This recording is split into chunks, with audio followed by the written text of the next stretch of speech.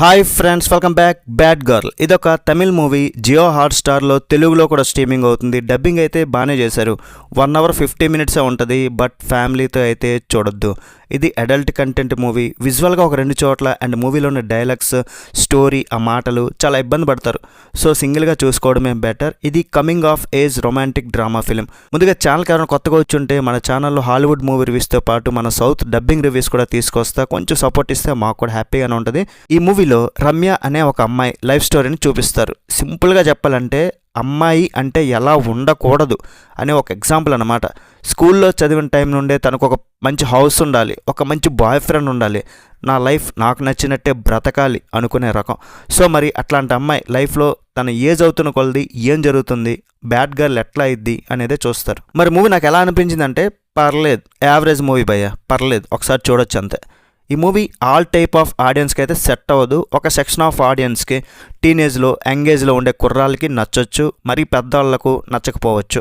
ఈ జానర్ అలాంటిది, మరేం చేయలేం కదా. కానీ నాకు ఎక్కడ ప్రాబ్లం వచ్చిందంటే తన లైఫ్ని చూపించారు, కానీ అందులో కొన్ని సర్ప్రైజులు కానీ కొన్ని ట్విస్ట్లు కానీ అలాంటివి పెట్టలేదు. పూర్తి ప్రెడిక్టబుల్గా ఉంటుంది మూవీ. ఒక అమ్మాయి చదువుకోవాల్సిన టైంలో చదువుకోకుండా తన మైండ్లో వేరే విషయాలు వస్తే ఎట్లా ఉంటుంది అనేది చూపిస్తారు. ఈ మూవీ కొంతమందికి బాగా నచ్చుతుంది, ఇంకొంతమందికి అసలు నచ్చదు. ఇవి రియల్ ఇన్సిడెంట్ని బేస్ చేసుకుని ఇన్స్పైర్ అయ్యారో లేదో తెలియదు, కానీ బయట ఇట్లానే జరుగుద్ది చాలా.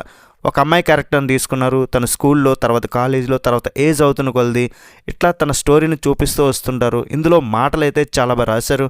Love, breakup, romance and sex, adult talks ఇవన్నీ ఉండడం వల్ల ఫ్యామిలీ ఆడియన్స్ ఇబ్బంది పడతారు. మూవీలో మెసేజ్ అంటూ సపరేట్గా ఉండకపోయినా సరే కొంతమంది అమ్మాయిలు ఇట్లా ఉంటారు అనేది చూపించారనమాట. ఎవరి మాట వినకపోవడం, పేరెంట్స్ మాట వినకపోవడం, ఇలాంటి సీన్స్ ఉంటాయి.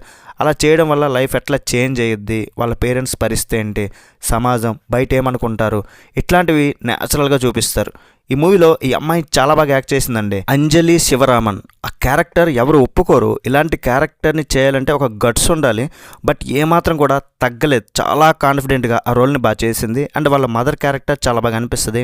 అమ్మాయిల్ని ఓన్లీ ఫర్ రొమాన్స్ కోసమే అబ్బాయిలు వాడుకుని వదిలేస్తారు అనేది అందరికీ తెలిసిందే. అయినా కొంచెం ఎంగేజింగ్గా, కొంచెం ఇంట్రెస్టింగ్గా చూపిస్తూ బాగున్నాను. డైలాగ్స్, మాటలు చాలా యూనిక్గా, చాలా రియాలిటీగా, ఓవర్ డ్రామాటిక్గా అస్సలు ఉండవు. రమ్య ఫ్రెండ్ క్యారెక్టర్ సపోర్టింగ్ రోల్లో okay. Movie run time 1 hour 50 minutes. అంటే ఎన్ని కట్స్ పడుంటాయో అనుకుంటున్నా.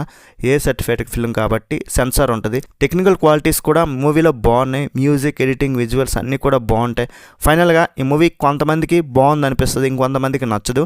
మీ మైండ్ సెట్ బట్టి ఉంటుంది. ఇది కమింగ్ ఆఫ్ ఏజ్ డ్రామా కాబట్టి ఓన్లీ ఫర్ అడల్ట్స్. చూడాలంటే ఒకసారి ట్రై చేయండి. అలాగూ ఎక్కువ మూవీస్, ఇంకా వీకెండ్లో ఎక్కువ సినిమాలు ఇంకా నెక్స్ట్ శుక్రవారం వస్తాయి కాబట్టి అట్లా ట్రై చేయండి అంతే. మరి ఓవరాల్ రేటింగ్ ఎంత ఇస్తానంటే మూవీకి 2.75 అవుట్ ఆఫ్ 5.